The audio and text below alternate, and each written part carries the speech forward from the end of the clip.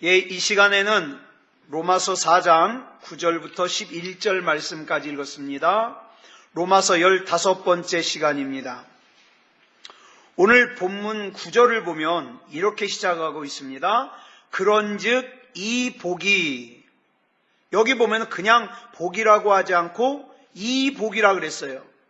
그럼 여기서 말하는 이 복은 뭐냐?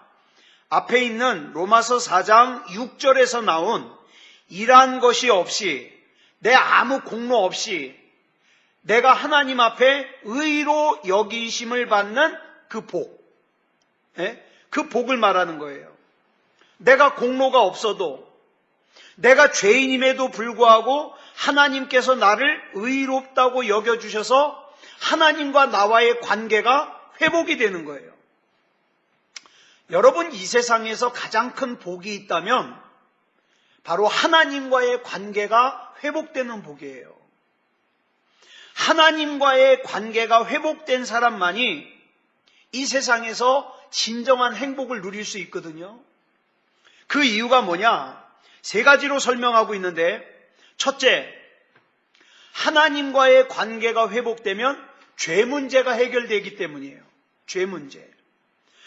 우리 예수 믿는 그리스도인들 중에서도요, 죄를 아주 막연하게 그냥 관념적인 걸로, 추상적인 걸로만 생각하는 사람들이 많아요. 그렇지 않아요. 성경은 죄를 무슨 관념이나 이론이 아니라 살아 움직이는 실제적인 힘, 그래서 뭐라 그랬냐면 권세라 그랬어요. 죄는 권세예요. 그렇기 때문에 로마서 7장 23절에서 바울이요, 자기 몸속에 있는 죄의 법, 즉 죄의 권세가 나를 사로잡는 것을 막 한탄하잖아요. 괴로워가지고. 즉 죄는 실제적인 힘이에요. 그래서 어떻게 해요? 우리를 사로잡고 얽어매고 속박할 수 있는 그런 실제적인 힘이라고요. 그러면 죄가 우리를 어떻게 얽어매고 속박하는가? 여러분, 죄가 저와 여러분을 얽어매고 속박하는 방법이 크게 2가지가 있어요. 아주 극과 극인데, 한 가지는 죄의식을 가지지 않게 해요. 그래가지고 죄를 죄로 여기질 못하게 하는 거예요. 예를 든다면 여러분, 한여름에 재래식 화장실에 들어가면 어때요? 처음에 코가 막 찔리죠? 그죠? 코가 막 찔려요. 그래가지고 처음에 들어갈 때 다 코 막고 들어가요. 이러고 들어가요. 근데 조금 볼일을 보고 있다 보면 어떻게 됩니까? 조금씩 냄새에 적응을 해요. 그래가지고 조금 있다 보면 아무렇지도 않아요. 죄에 대해서도 그렇다 이 말이에요. 죄에 대해서도 면역성이 길러져요. 그래가지고 나중에는 어떻게 돼요? 죄를 죄로 여기질 않아요. 예배가 그래요. 예배가 처음에는 막 신앙생활 처음에 은혜 받고 그럴 때는요, 예배 한번 빠지면 큰일 나는 줄 알아요. 그러다가 예배를 꽃감 빼먹듯이 하나씩 빼먹다 보니까 나중에는 어때요? 예배 안 드리는 것이 아무렇지도 않아요. 심지어는 주일 예배조차도 만홀히 여기게 되는 거예요. 이렇게 죄에 대하여 감각이 없는 무감각한 삶을 살다가, 여러분 전에 나병 환자 얘기했잖아요. 나병 환자는 몸의 고통을 못 느껴요. 그죠? 이 고통을 느끼는 게 마비됐기 때문에. 그러다가 어떻게 해요? 몸의 감각을 잃어버리고 살다가 결국에는 죽어요. 죄가 그렇다고요. 죄가요, 죄에 대한 감각을 잊어버리고 살다가 어떻게 돼요? 마침내는 영원한 죽음을 죽는 거예요. 죄를 죄로 감각을 해야 그 죄를 하나님 앞에 회개할 거 아니에요. 근데 죄를 죄로 여기질 않으니까 회개를 안 해요. 여러분, 이 죄를 갖다가 느끼는, 인식하는 감각을 뭐라 그러냐? 죄의식 또는 죄책감이라 그래요. 여러분, 내가 지금 예배를 만홀히 여기고 있다는 그 죄를 인식하는 감각, 그 다음에 내가 지금 하나님과의 교제가 중단돼서 기도를 만홀히 여기고 있다는 감각. 그 다음에 내가 누군가를 미워하고 누군가를 향하여 원한을 품고 그걸 풀지 못하고 있다는 죄를 인식하는 감각. 그 다음에 또 뭐예요? 그 외에도 나의 마음속이라든가 행동으로 음란을 품는데 그것을 죄로 여기는 감각. 이런 죄를 죄로 여기는 감각을 죄의식 또는 죄책감이라 그러는데, 악한 마귀는요, 가능하면 저와 여러분이 그 죄를 인식하는 감각을 마비시켜요. 그래가지고 죄를 저도 아무렇지도 않게 만들어요. 왜요? 그렇게 하는 마귀의 목적이 뭐냐 하면 하나님과 나를 떨어뜨려 놓으려고. 하나님과 나와의 관계를 떨어뜨려 놓으려고. 그래서 어떻게 해요? 죄를 죄로 감각하지 못하게 해요. 그 다음에 또 다른 하나의 방법은 뭐냐면 이제 완전히 극단적으로 반대의 방법이에요. 너무 이 죄의식과 죄책감에 심하게 사로잡혀가지고 정상적인 삶을 못 살게 만들어요. 여러분, 예수님을 믿는 사람은 말할 것도 없고 예수님 믿지 않는 사람이라 하더라도요, 급박한 상황을 만나잖아요. 그러면 하나님의 심판에 두려움을 느낍니다. 실제로 제가 그 지진을 만난 사람 얘기를 들었거든요. 지진을 겪은 사람. 이 사람이 얘기를 하는데 실제로 자기가 건물에 있는데 지진이 일어나면요, TV로 보는 지진은 그건 비교할 게 안 된대요. 어마무시하게 무섭다는 거예요. 그 예전에 조용기 목사님도 설교를 하시는 걸 들었더니 어디 갔다가 지진을 만났는데 너무 무서워가지고 막 도망 나오고 나중에 보니까 잠옷 차림으로 도망 나온 거예요. 너무 무서우니까. 예? 그런데 이렇게 지진을 당하거나 또는 엄청난 막 천둥벼락이 치면 대부분의 사람들이 두려움을 느끼는데, 이때 느끼는 두려움은요, 죽을까봐 두려운 게 아니래요. 뭐에 대한 두려움이냐? 하나님의 심판에 대한 두려움이라는 거예요. 아주 오래전인데 1991년에 필리핀에 있는 피나투보라는 화산이 폭발을 했어요. 그래가지고 많은 사람들이 죽거나 다쳤는데, 그때 941생으로 살아남은 사람에게 기자가 물어봤어요. 뭐가 가장 무서웠습니까? 그랬더니 사람들이 예상하기는 죽을까봐 무서웠다 그럴 줄 알았는데, 이 사람들이 뭐라고 대답하는지 아세요? 하늘의 심판이 무서웠대요. 하늘의 심판이. 그 죄의 권세가 사람들로 하여금 이 죄의식이나 죄책감의 노예가 되게 해가지고 어떻게 해요? 정상적인 삶을 못 살게 만드는 거예요. 아까는 뭐라 그랬어요? 전혀 죄를 감각하지 못해가지고 죄를 짓게 만드는데, 이거는 너무 죄책감에 시달리는 거예요. 아주 오래전에 제가 신문에서 본 기사인데, 한 여선생님이 제자를 매를 때리다가 잘못 때려가지고 얘가 팔로 막는 바람에 애 팔이 부러졌어요. 애 팔이. 그래, 이 여자 선생님인데 자기 제자의 팔을 부러뜨렸다는 이 죄책감을 견디다 못해가지고 이 선생님이 자살했어요. 그러니까 이 죄책감이요, 이 선생님으로 하여금, 이 선생님의 사명이요, 여러 개잖아요. 학생들의 선생님으로서의 사명, 그 다음에 또 한 남자의 아내로서의 사명, 애들의 엄마로서의 사명, 또 자기 부모의 딸로서의 사명, 이런 사명들이 있는데 그 사명들을 다 포기하고 죽게 만들었어요. 죄책감이. 또 어떤 사람은 음주운전을 하다가 사람을 치어 죽게 만들었는데 그 죄책감으로 인해 가지고 남은 평생 폐인으로 살아요. 폐인으로. 그런데 여러분, 우리가 알아야 될 것이 있어요. 이사야 43장 25절을 보면 우리 하나님께서 분명하게 말씀하시기를 우리의 죄를 도말하여 기억조차 하지 않으신다고 말씀하셨거든요. 또 시편 103편 12절을 보니까 동이 서에서 먼 것처럼 우리 죄를 멀리 옮기셨다 그랬어요. 또 이사야 1장 18절을 보니까 우리 죄가 진홍같이 붉을지라도 양털같이 희게 될 거라고 말씀하셨어요. 여러분, 그래서 우리가 하나님과의 관계가 회복되어야 되는 거예요. 하나님과의 관계가 회복되면 이런 죄의식이나 죄책감에서 자유를 얻을 뿐만 아니라 하나님의 말씀에 대한 깨달음과 또 하나님이 주시는 양심의 찔림으로 말미암아 어떻게 해요? 죄의 유혹에 더 이상 빠지질 않아요. 여러분, 인간의 불행이 어디서 시작될까요? 인간의 불행은요, 죄를 지면서부터 시작되는 거예요. 여러분, 아담과 하와의 불행이 어디서부터 시작됐을까요? 에덴 동산에서 하나님의 말씀을 거역하고 선악과를 따먹으면서부터 시작됐어요. 자, 선악과를 따먹자마자 에덴 동산에서 쫓겨난 거 아니에요. 그죠? 선악과를 따먹었지만 아직은 에덴 동산에 있었어요. 그렇지만 몸은 에덴 동산에서 쫓겨나지 않았지만 선악과를 따먹음과 동시에 아담과 하와에게 나타난 특징이 있어요. 뭘까요?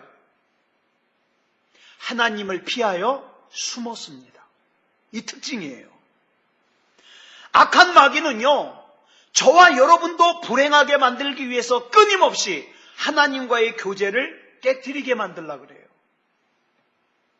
그래서 여러분, 그리스도인이 하나님을 예배하는 시간에 예배를 피하여 숨는다? 이건 불행이에요. 근데 예배를 피하여 숨는 사람들 가운데 악한 마귀가 이 불행을 불행으로 느끼지 못하게 하려고 어떤 핑계를 주느냐? 누구 때문에 또는 무엇 때문에 내가 예배를 못 드린다고 핑계거리를 줘요. 근데 속지 마십시오. 이유가 무엇 때문이든 하나님을 예배해야 될 시간에 하나님을 피하는 것은 불행이에요. 불행. 그러므로 이런 죄의 문제가 해결되어야 행복해지는 거, 이거 당연한 거죠. 그래서 우리는 하나님과의 관계가 회복되어야 되는 거예요. 자, 그 다음에 하나님과의 관계가 회복되어야 되는 두 번째 이유는 하나님과의 관계가 회복되면 영원한 생명이 주어지기 때문에 죽음의 공포로부터 자유를 얻어요. 예수님께서 요한복음 3장에서 영생이라는 단어를 4번 사용하셨어요. 또 같은 의미로서 하나님 나라라는 단어를 2번, 그 다음에 하늘이라는 단어를 4번, 그래가지고 모두 10번을 사용했어요. 10번. 각각 다른 단어지만 뜻은 같아요. 왜 예수님께서 이렇게 영생을 강조하셨을까요? 사람들이 영생을 안 믿어요. 심지어는 교회 다니는 사람들조차도 영생을 안 믿어요. 영생을 믿지 않을 때 나타나는 특징이 있어요. 교회는 다니지만 영생을 믿지 않을 때 나타나는 특징, 뭘까요? 온통 기도 제목이 다 뭐예요? 내 육체에 관한 거예요. 부자 되게 해주시고, 뭐 해주시고, 뭐 해주시고. 그러다 보니까 결국에 뭐에 갇혀서 사느냐? 죽음의 공포 속에 갇혀서 살아요. 이 죽음에 대한 공포는요, 영원한 생명과 단절됨으로부터 오는 공포예요. 제가 이런 생각을 해봤어요. 예인이가 실기 시험을 보러 가고 이제 제가 혼자 기도를 하는데 순간 이런 마음이 푹 드는 거예요. 내가 지금 대장암 말기라는 선고를 받으면 그래도 예인이의 시험이 지금 나에게 가장 중요할까? 이런 생각이 들어요. 그렇죠? 내가 지금 대장암 말기라면 어떤 기도가 더 중요할까요? 얘 실기시험 잘 보게 해달라는 기도가 더 중요할까요? 아니면 내 대장암 이거 고치는 게 더 중요할까요? 내가 지금 이 아이의 시험을 위해서 기도할 수 있다는 것은 무슨 뜻이에요, 그러면? 하나님께서 다른 기도 제목을 막아주셨다는 거 아니에요? 다른 걱정거리를? 그러고 생각을 하니까, 야, 내가 지금 이 시험을 위해서 전심으로 기도할 수 있다는 게 이게 복이구나. 그렇죠? 그렇게 생각 안 해요? 여러분, 지금 나한테 여러 가지 다양한 기도 제목이 있다고 생각해봐요. 빚이 막 한 3억이 돼. 대장암 말기예요. 그 다음에 또 예인이가 가출을 해가지고 집에 안 들어와요. 막 이런 기도 제목이 있다고 생각해봐요. 기도 제목 한 가지에 몰입할 수 있겠어요? 없어요. 그래서 제가 거기서 생각한 것이, 야, 지금 이 기도 제목에 몰입할 수 있는 것도 하나님의 은혜구나. 하나님의 은혜구나. 여러분, 이 세상에는요, 지금 이 순간에도 죽지 않겠다는 일념 하나로 아무런 의미 없이 생명을 연장시키는 사람들이 얼마나 많아요. 예? 그저 식물이 인간이 돼가지고 그냥 숨만 붙어있게 만드는 사람들도 있는가 하면, 또는 치매가 너무 심해가지고 내 정신이 아닌 상태로 생명만 유지하는 사람도 있고요. 왜 그러고 유지해요? 사람들은요, 생명이 중단되는 게 무서운 거예요. 그러니까 어떻게 해요? 가능하면은 조금이라도 더 생명을 붙잡아 놓으려고 그래요. 그런데 외국에서는 환자 자신이 내가 이렇게 생명을 유지하는 게 너무 고통스러우니까 날 좀 편안하게 죽게 해주십시오. 이거 안락사라 그러잖아요. 의사한테 부탁을 해가지고 그렇게 죽는 데도 있대요. 그 우리나라에서도 한참 공방이 있었죠. 이 존엄사라 그래가지고, 예? 죽음을 원하는 사람은 죽을 자유도 줘야 되지 않느냐.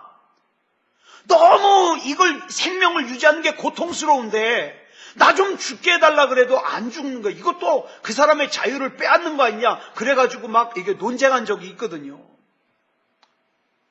그 외에도 우리 주변에 보면 자기가 왜 사는지도 몰라요. 그래가지고 예전에 그런 농담도 많이 했잖아요. 왜 사냐고 그러면은 뭐라 그래요? 먹기 위해서 산다. 그럼 왜 먹냐? 살기 위해서 먹는다. 왜? 내가 사는 이유와 목적을 모르는 거예요. 그러니까 뭐예요? 먹기 위해서 살고 살기 위해서 먹고 내 목숨 붙어있는 동안에. 그럼 왜 그렇게 육체의 생명을 연장시키기 위해서 가진 애를 다 쓰느냐? 이유는 하나예요. 죽으면 끝이라고 생각하기 때문에. 그 뒤를 내가 믿을 수 없기 때문에 무서운 거예요. 여러분이 이따 집에 돌아가면 이제 주무실 거 아니에요. 주무실 때 마음이 편해요, 안 편해요? 예? 편해요, 안 편해요? 아니, 세상 난 잠자리가 제일 좋더라고요. 왜 편해요? 내일 일어날 걸 믿으니까 편한 거예요. 만약에 내일 못 일어날지 모른다 그러면 안 편해요. 무서워요. 자는 게.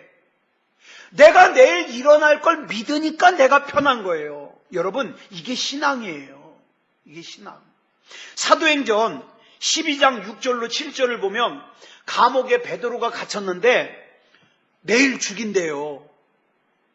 근데 이 베드로 좀 보세요. 코를 드르렁 골고 아주 잠에 깊이 빠졌어요. 천사가 와가지고 베드로를 감옥에서 데리고 나가려고 깨우는데 못 일어나요. 너무 깊이 잠들어가지고. 여기 보니까 천사가 어떻게 해요? 천사가 베드로의 옆구리를 쳤어요. 발로. 좀 일어나라고. 여러분, 어떻게 이럴 수 있을까요? 내일 자기가 죽는다는 걸 뻔히 알면서도 어떻게 이렇게 깊은 잠을 자냐고요. 이유는요, 베드로는 영원한 생명을 믿었기 때문이에요.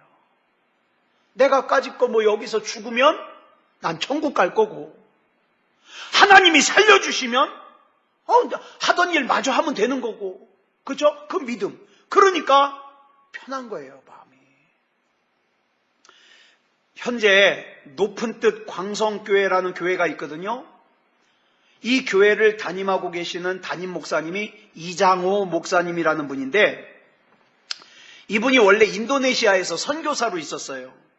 근데 인도네시아에서 선교를 하고 있는데 이 목사님의 아버님께서 돌아가셨어요. 그래가지고 한국에 들어오신 적이 있어요. 근데 이 이장호 목사님의 아버지가 아주 오랫동안 불교 신자였는데 이장호 목사님이 예수를 믿으면서 이 가족들이 예수님을 믿기 시작한 거예요. 대단한 일이죠. 근데 이 목사님의 아버님이 돌아가신 다음 날 이 이장호 목사님의 형이 이런 고백을 하더라는 거예요. 나는 그동안 교회를 다니긴 다녔지만 사실 기쁨과 평화 이런 거 잘 몰랐다. 그냥 교회 다녀야 되는 줄만 알고 다녔다. 그랬는데 아버지의 임종을 지켜보면서 나는 정말 천국이 있다는 걸 깨달았다. 아버지께서 돌아가실 때 그 표정을 보니까, 아버지의 표정을 보니까 이건 진짜 죽음이 아니라 생명이라는 걸 내가 목격을 했다. 천국과 영생으로 들어가지 않는다면 결코 그런 표정이 나올 수 없다. 이런 고백을 하더라는 거예요. 여러분, 진짜 예수님 잘 믿고 돌아가시는 분들은요, 시신의 표정이 달라요. 시신의 표정. 근데 교회는 다니는데 예수 안 믿은 사람들 있잖아요. 임종 때 가보면 참 민망해요. 민망해. 정말 교회 오래 다녔는데 예수 못 믿으니까 어떻게 해요? 나 좀 살려달라고 막 몸부림치고요. 믿음이 깊으신 분들일수록 표정이 좋아요. 왜요? 자, 보세요. 그분들의 눈에는 보여요. 천국에 입성하는 기쁨이 보여요. 그러니까 어찌 그 표정에 안 나타나겠어요? 예? 주님을 믿는 모든 사람은 어떤 형태의 죽음이든지 그 죽음이라는 관문을 통과하면 영생이 시작됩니다. 그러니까 저와 여러분이 이 세상에서 육체의 죽음이라는 것은 세상 사람들은 끝이라 그러지만 저와 여러분 뭐예요? 이 세상의 모든 수고와 고통을 이제 다 끝내고 영생으로 들어가는 거예요. 그러니까 우리는 웃는다고요. 네? 웃는다고요. 근데 이 믿음이 없는 사람, 교회만 다닌 사람들은 불안해요. 아, 이게 죽어서 끝나면 어떡하냐고. 아무것도 없으면 어떡하냐고 막 불안한 거예요. 여러분, 예수 믿는 사람 교통사고 당할 수 있어요, 없어요? 예? 예수 믿는 사람 교통사고 당할 수 있어요, 없어요? 있습니다. 예수 믿는 사람도 질병으로 죽을 수 있어요, 없어요? 있습니다. 예수 믿는 사람도 불의의 사고로 갑자기 죽을 수 있어요, 없어요? 있습니다. 있어요. 제가 예전에 우리 김재현 권사님한테 들은 얘기인데, 우리 김재현 권사님의 고향분 중에 새벽 기도를 한 번도 안 빠지고 다닌 분이 있어요. 근데 이분이 어느 날 새벽 기도 가다가 벼락 맞아 죽었어요. 새벽 기도가. 그런 얘기 하신 적 있죠? 번개 맞아서 죽었다고. 네? 그 세상 사람들은 그런다고요. 아니, 어떻게 예수를 믿는데 벼락 맞아 죽냐고. 그럴 수 있어요. 그럴 수 있어요. 우리는 그 과정에 담겨져 있는 하나님의 뜻 다 몰라요. 몰라. 그런데 그런 일이 있을 수 있어요. 여러분 기억하시나 모르겠어요. 2007년도에 저 샘물교회 배영규 목사님이 사람들 데리고서 저 아프가니스탄에 단기 선교 갔다가 거기 테러 단체에 붙잡혀가지고 목이 잘린 적 있잖아요. 그 막 영상을 막 우리나라에서 막 보여주고 그랬잖아요. 제가 아는 이광원 목사님이라고 있어요. 선배 목사님인데, 1년 선배 목사님인데, 이분 목사님 부부는 참 훌륭한 분이에요. 근데 유고에 선교하러 갔다가 트럭하고 부딪혀가지고 차가 돌아가셨어요. 목사님 부부가. 여러분 2010년도에 우리나라에 대단한 태풍이 불었어요. 곤파스라고. 이 태풍이 불었을 때 저 분당에 있는 지구촌 교회에서 청년부를 담당하는 손중욱이라는 전도사님이 자기 와이프 배웅하러 나갔다가 태풍에 나무가 쓰러진데 그 나무에 맞아가지고 죽었어요. 사람들은 그러죠. 아니 어떻게 그런 일이 있을 수 있냐고. 예수 믿는데, 목사인데, 전도사인데. 근데 그 과정에 담겨져 있는 하나님의 뜻 나도 몰라요. 모르지만 중요한 것은 예수님을 구주로 영접한 모든 사람은 어떤 형태의 죽음이든지 그 죽음이라는 관문을 통과하는 순간 영생이에요. 천국이에요. 단순히 죽는다는 것만 생각하면 끔찍하지만 천국으로 가는 관문이라고 생각하면 그 죽음의 의미가 다르잖아요. 그래서 작가인 조성기라는 사람이 책을 썼는데, 야훼의 밤이라는 책을 썼는데, 이 책에서 이렇게 쓰더라고요. 그리스도인이 죽음을 겪지 않은 채 부활하고자 하는 것은 사기다. 여러분, 부활이라는 건 뭘 전제로 해야 돼요? 죽어야지 부활하잖아요. 죽어야지. 예? 죽음을 통하지 않고 영생으로 들어갈 수 있다? 그럼 예수님이 왜 죽으셨겠어요? 죄로 인해서 인간의 삶 속에 죽음이 들어옴으로써 불행이 시작되었다면 인간의 삶에 예수 그리스도로 말미암아 영원한 생명이 주어짐으로 행복이 시작돼요. 하나님과의 관계가 온전하게 회복될 때에만이 영원한 생명이 주어질 수 있고, 영원한 생명이 주어짐으로써 천국에서는 물론이거니와 이 세상에서도 우리가 행복을 누릴 수 있는 거예요. 그 다음, 하나님과의 관계가 회복되어야 되는 세 번째 이유는, 하나님과의 관계가 회복되어야 하나님이 함께 계심을 경험할 수 있어요. 네. 여러분, 아기는 언제 제일 평안하고 행복할까요? 아기. 언제? 예? 엄마 품에 있을 때, 그죠? 엄마 품에 있을 때 제일 행복해요. 아기는요, 엄마 곁에 있다는 것만으로도 평안하고 기쁘고 행복해요. 하물며 저와 여러분이 믿는 하나님은 영원하신 하나님이요, 전능하신 하나님이요, 사랑의 하나님인데, 그 하나님께서 우리와 함께 계시는데 어찌 평안하지 않을 수 있겠느냐. 비록 때로는 내 생각과 하나님이 하시는 일이 다를 때가 있어요. 나도 우리 예인이를 왜 2번이나 떨어지게 했는지. 세 번째도 왜 이렇게 맘 놓고 있지를 못하게 하는지.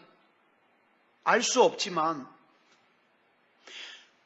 내 생각과 다르고 내 기대와 다른 일이 나한테 일어난다 하더라도 나는 이걸 믿어요. 하나님의 생각은 내 생각보다 높고 하나님의 계획은 내 계획보다 높기 때문에 하나님은 나를 가장 선하고 좋은 방향으로 인도하실 것을 믿습니다. 그래서 하나님 신뢰하는 거예요.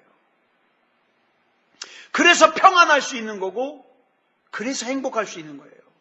그래서 다윗은 시편 23편 1절에서 이렇게 고백해요. 시작. 여호와는 나의 목자시니 내게 부족함이 없으리로다. 그러면서 4절에서 뭐라 그럽니까? 시작. 내가 사망의 음침한 골짜기로 다닐지라도 해를 두려워하지 않을 것은 주께서 나와 함께 하심이라. 주의 지팡이와 막대기가 나를 안위하시나이다. 여기서 내가 사망의 음침한 골짜기로 다닐지라도 해를 두려워하지 않을 것이라는 말은 뭡니까? 내가 해를 당해도 좋다 이 말이에요. 왜? 내가 서로 해를 당한다 하더라도 나의 목자 되시는 하나님께서 나를 보다 나은 삶으로 이끌어주기 위해서 훈련시키는 거라는 걸 내가 믿기 때문에. 여러분, 사울이 다윗을 죽이려고 10년 동안 쫓아다녔어요. 군사를 이끌고. 근데 그 중간에 다윗이 사울을 죽일 수 있는 기회가 여러 번 있었죠. 근데 안 죽였어요. 왜 그랬을까요? 그거 죽이면 도망 더 안 다녀도 되는데 왜 안 죽였을까요? 이유는 하나예요. 하나님이 나의 목자시니까. 하나님께서 나의 목자시니까 하나님이 나를 사울의 위협으로부터 보호해 주실 것을 내가 믿으니까. 다윗은 이 같은 삶은, 다윗이 살았던 이 같은 삶은 결국 어떻게 해요? 하나님의 위대한 도구가 되게 합니다. 사람들은요, 너무 자기 생각을 중요하게 생각해요. 그래서 하나님께서 자기가 생각한 대로 역사하시지 않으면 어때요? 삐쳐요. 속상할 때가 많아요. 그러나 하나님의 계획은 나보다 높다는 걸 반드시 인정하고 믿어야 됩니다. 그렇다면 우리가 살면서 영원하고 참된 행복을 어떻게 얻을 수 있을까요? 9절에 나와요. 시작. 그런즉 이 복이 할례자에게냐 혹은 무할례자에게도냐 무릇 우리가 말하기를 아브라함에게는 그 믿음이 의로 여겨졌다 하노라. 자, 아브라함이 하나님과의 관계가 회복될 수 있었던 것은 뭐 때문이다? 믿음 때문이다. 여러분 아시다시피 아브라함은 갈대아 우르에서 살 때 어떻게 했어요? 우상 숭배했어요. 그런데 우상 숭배하고 있던 아브라함에게 하나님의 은혜가 임했어요. 그래서 하나님을 믿기 시작했어요. 근데 그 믿은 것을 하나님께서 의로 여겨주셨어요. 그래 하나님의 말씀에 순종해서 갈대아 우르에서 떠났어요. 떠나다가 중간에 하란에서 멈췄는데 또다시 하란에서 떠났어요. 아브라함의 믿음은 이렇게 갈대아 우르에서 떠나는 것으로 하란에서 떠나는 것으로 드러났어요. 우상을 섬기고 있던 갈대아 우르에서의 삶이라는 건 뭡니까? 자기 자신에게 집착하는 거예요. 여러분, 사람이 우상 숭배 왜 해요? 자기 잘 살라고 하는 거예요. 근데 우리는 예수 믿을 때 예수 왜 믿어요? 하나님 앞에 영광 돌리려고 믿어요. 달라요. 우상 숭배랑. 그런데 자기 자신을 위해서 우상 숭배를 하던 이 사람이 그런 삶을 중단하고 가나안으로 간다. 그것도 길도 잘 모르는데 하나님이 가라 그러는 대로 간다. 무슨 뜻입니까? 하나님 앞에 나를 전부 맡긴다는 뜻이에요. 맡긴다. 하나님께서는 그런 아브라함을 의인이자 영원한 믿음의 조상으로 세워주셨어요. 4000년 전에 아브라함에게 임한 하나님의 은총인 죄사함의 은총, 영원한 생명의 은총, 하나님께서 함께 하시는 은총은 지금 이 시간 우리와도 함께 하십니다. 우리와도. 그러니까 우리가 이것을 믿는 일만 남았어요. 이걸 못 믿으면 교회 다니는 게 소용이 없어요. 하란의 사고방식을 끊고 하나님께 모든 것을 의탁하며 나아갈 때 우리 삶은 하나님의 도구로 쓰임받을 수 있을 뿐만 아니라 하나님께서 나를 책임져 주셔요. 이게 신앙생활이라고요. 왜? 참된 행복은 위로부터 임하기 때문에. 자, 그런데 이어지는 본문 10절을 보니까 바울이 이런 질문을 해요. 시작. 그런즉 그것이 어떻게 여겨졌느냐? 할례시냐 무할례시냐? 할례시가 아니요 무할례시니라. 자, 아브라함이 하나님께로부터 임한 은총을 믿음으로 하나님과의 관계가 회복이 됐는데, 근데 이 아브라함의 믿음이 언제 의로 여김을 받았냐 이 말이에요. 아브라함이 할례를 받고 난 다음이냐? 할례를 받기 전이냐? 여러분, 이걸 우리가 왜 중요하게 여겨야 되냐면 우리는 세례라는 게 있잖아요. 세례. 예? 세례. 세례가 뭐예요? 세례. 나는 이제 하나님의 뜻대로 살겠다는 결단이에요.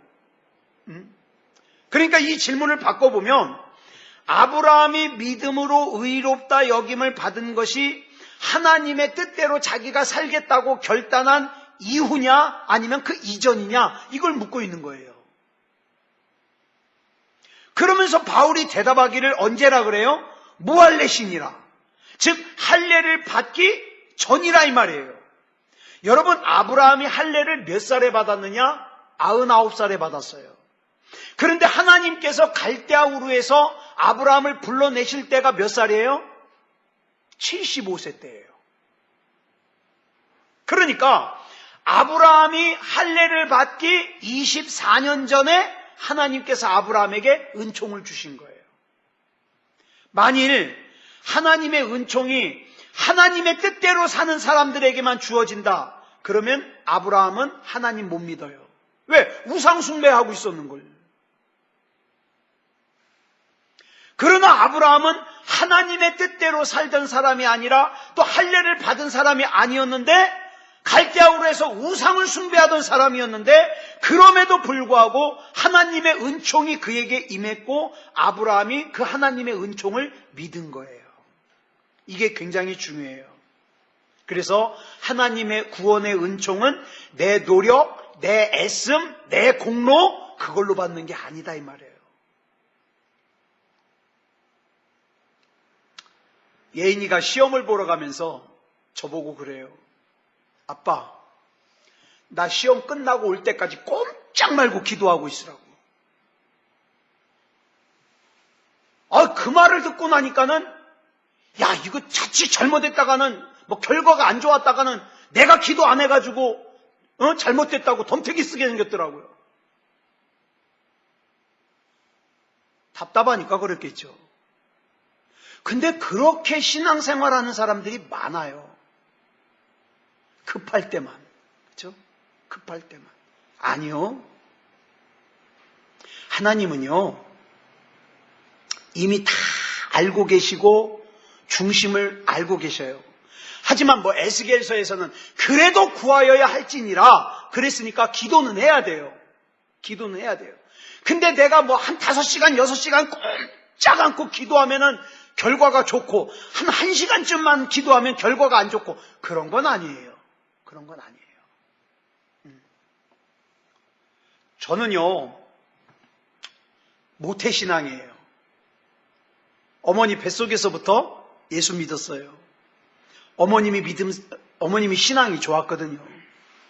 자, 그래가지고 저는 태어나면서부터 당연히 저는 교회 다녀야 되는 줄 알았어요.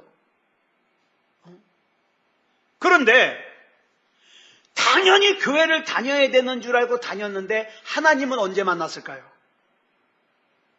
중학교 때 만났어요. 중학교 때. 가만히 생각해 보니까 내가 신앙생활을 열심히 했기 때문에 하나님을 만난 게 아니에요. 만약에 제가 교회를 열심히 다녔지만 하나님을 만나지 못했다면 지금 하나님이 믿어질까요? 안 믿어질까요? 안 믿어지죠. 그러면 이 짓 안 하고 있죠. 이 짓 안 하고 있죠. 무할례 시에 하나님의 은혜가 임한 것으로 충분한데, 그럼 할례 받지 않아도 하나님의 은혜를 받은 것이 충분한데, 그럼 할례를 뭐하러 받냐 이 말이에요. 이런 질문하게 되죠. 할례를 뭐하러 받느냐? 그 대답을 11절에서 해주고 있어요. 시작. 그가 할례의 표를 받은 것은 무할례 시에 믿음으로 된 의를 인친 것이니, 이는 무할례자로서 믿는 모든 자의 조상이 되어 그들도 의로 여기심을 얻게 하려 하심이라.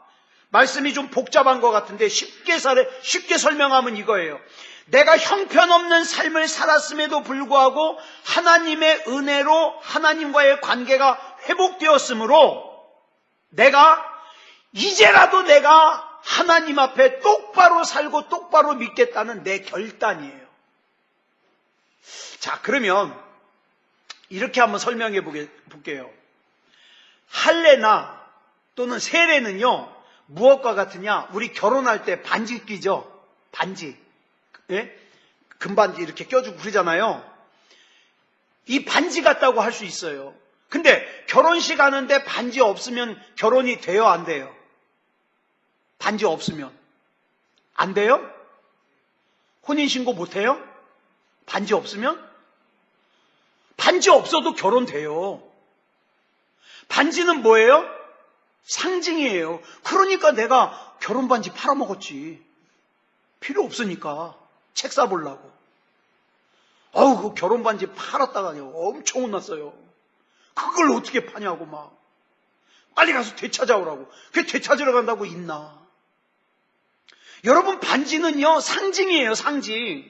즉, 나 같은 죄인을 하나님께서 일방적으로 먼저 불러주시고 하나님이 믿어지게 하시고 내가 구원받게 해주셔서 나를 의롭다 칭해 주시니까 하나님, 내가 이제부터라도 내가 하나님 자녀답게 살겠습니다. 그래서 세례 받는 거예요. 그러면 세례 안 받으면 천국 가요, 못 가요? 이 얘기를 하고 싶은 거예요. 세례를 안 받으면 천국 가요, 못 가요? 천국 가는 거랑 아무 상관없어요. 세례는. 예전에 그래 제가 전도사 때 자기 배우자가 임종하기 전인데 이제 예수 안 믿던 배우자가 임종하려고 그러니까 아우 우리 신랑 천국 가야 된다고 빨리 세례를 좀 달래요. 목사님 보고 세례 좀 받게 해달래요.